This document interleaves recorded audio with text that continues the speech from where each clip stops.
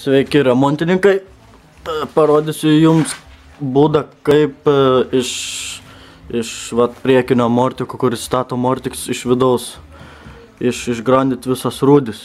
Čia matas, čia nelabai matas per kamerą, bet visas vidus yra surūdyjęs ir labai sunkia amortizatorius išsitraukia lauk. Taigi reikės viską pašalinti iš vidaus. Su rūdsiurišėju nutepti ir galbūt nugruntuoti, jeigu betils mūsų tas amortiks.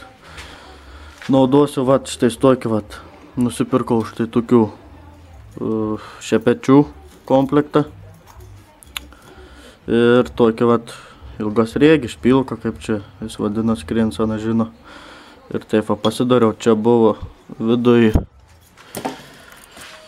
buvo štai tokia špilka.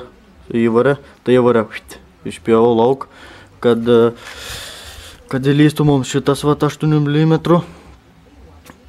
Iš vieno galo gaikė, iš kito galo gaikė ir viskas. Šitą statom į drėlę ir bandom darbuotis. Nu įsistatėm šitą daiktą į vietą. Bandysim kaist lauk.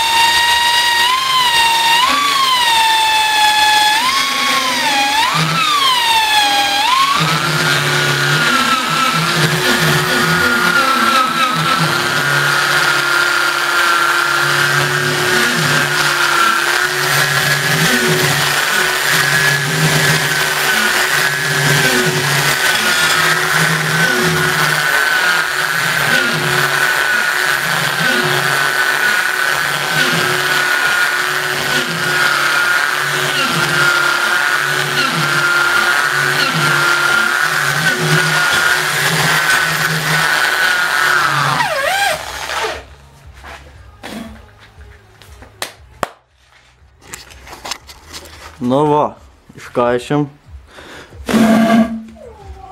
Štai matosi. Gal matysi geriau vidus Nebėra jokių prakeiktų rūdžių. Štai matos net kur buvo iškurėję visur.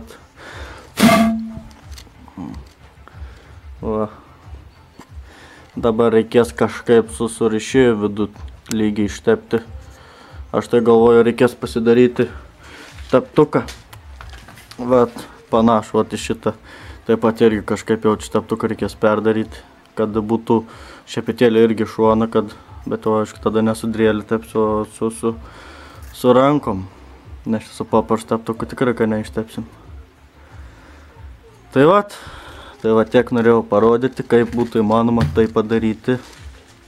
Tai ką sėkmės, kas dirbsit.